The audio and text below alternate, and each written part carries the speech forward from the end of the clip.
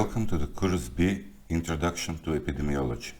On completion of this course, you should have understanding of the factors influencing the behavior of disease in population, the investigation and quantitative analysis of disease risk factors, and the available methods for disease control and eradication.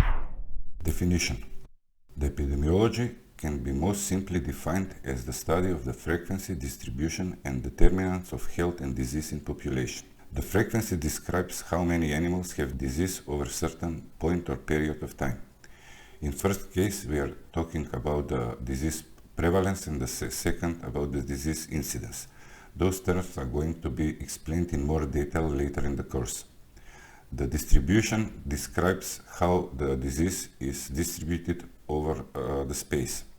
So disease could be clustered in one or several villages in one region, or it could be equally or randomly distributed over the whole population in the country. Determinants are the factors crucial for disease presence and absence, commonly known as the environment-agent triangle. The epidemiology of disease in population is analog to the pathogenesis of disease in individuals, which makes the epidemiology the basic science of the animal health in population. Veterinary epidemiology also includes the investigation of assessment of other health-related factors, such as productivity. All of this investigation involve observing of animal population and making conclusion based on that observations. The scope of epidemiology. Epidemiological knowledge of disease forms the core of all disease control activities. In other words, we cannot control disease if we don't know the natural history of disease, or how and why the disease occurred, how and why the disease is spreading, and what are the available control measures. Veterinary epidemiology has been historically regarded as microbiological science, which dealing with the transmission and maintenance of infection and therefore relying on the pathogenesis of disease. However, the modern epidemiology shows that the natural history of disease can only be understood by studying their distribution in different populations. The comparison between the number of healthy and infected animals assists in determining their importance and the efficiency of control measures.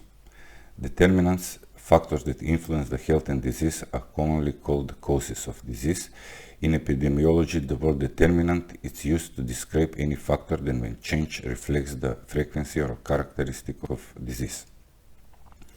The economic impact of a disease and attempts to control it are best evaluated in the groups of animals ranging from individual farm to the national flock. To simplify, the investigation of disease in populations is the basis of the modern veterinary epidemiology. History of the veterinary epidemiology. Veterinary epidemiology, as a part of the veterinary medicine, is a very old science, but it started to develop more rapidly after the adoption of the germ theory of disease causation in 19th century. The veterinary epidemiology knows 5 periods of its own development or evolution. The first period started from early domestication and lasted to the 1st century Anno Domini. As the men come with a close contact with animals, it came with a close contact with their diseases. The first domesticated animals brought the disease from wildness with them as well. The domestication of animals brought also the increase of the animal density. The increasing of animal density represents the excellent precondition for disease spreading.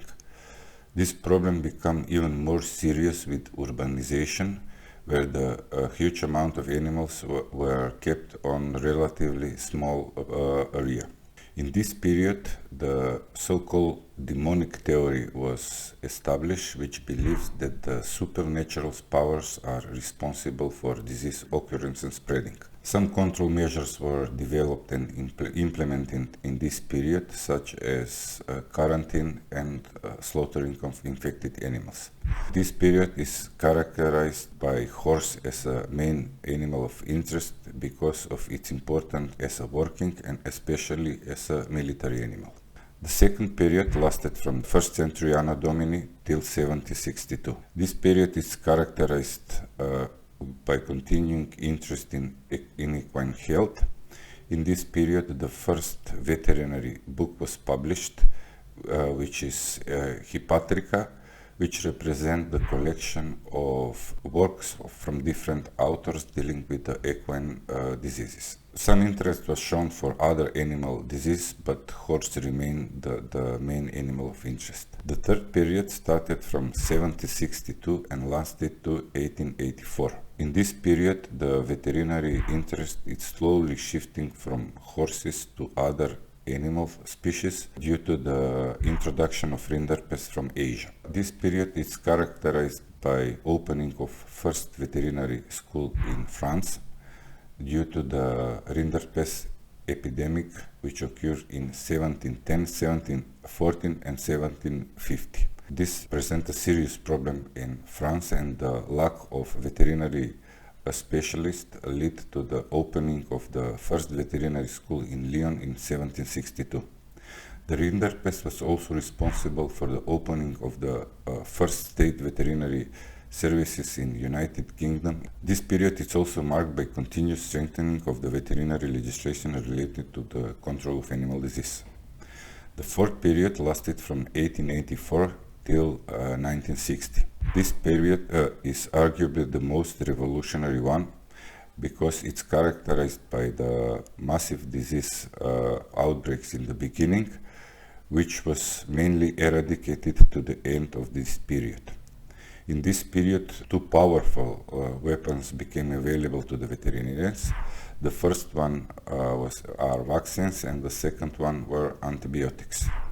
This allowed to massive immunization of the large amount of animals and treatment of individual infected animals, which led to eradication of the most disease in the developed countries.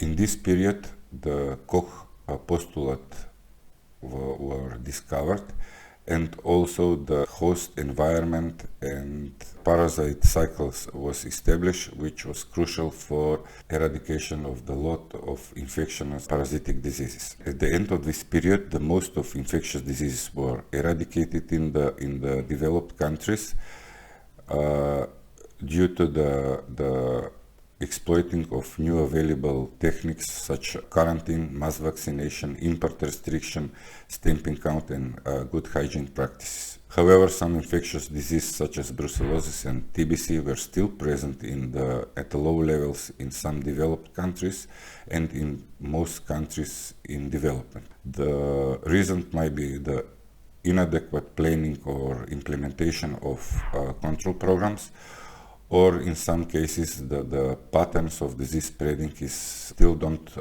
known. The fifth period, which lasted from 1916 to nowadays, are characterized by the structured recording of information of disease and the analysis of disease in population. So for modern problems require the modern solution. The animal health problems from the 20th century required a change which started in the 60s in altitude aimed to disease causality and control.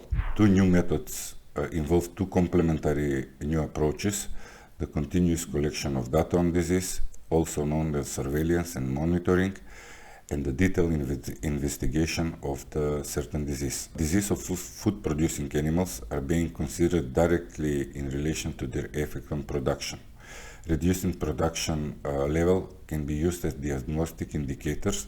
For example, milk production losses due to mastitis or smaller return in case of infections with porcine parvovirus. This period is characterized that the veterinary interest is shifting from the individual animals to the group of animals and measurement of their production levels. The field veterinarians become more involved in farm management rather than treating of individual animals. The governmental veterinary services also shows increased interest in animal health problems of the complex diseases such as mastitis, and not just in major and infamous diseases like FMD. This period also brought the application of the modern technologies such implementation of information technology in developing the tools such as computer modeling of disease, which enables the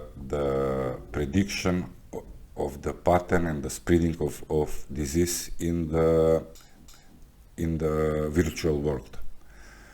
This period is also characterized by introduction of some disease which were in the areas which were historically free of those diseases.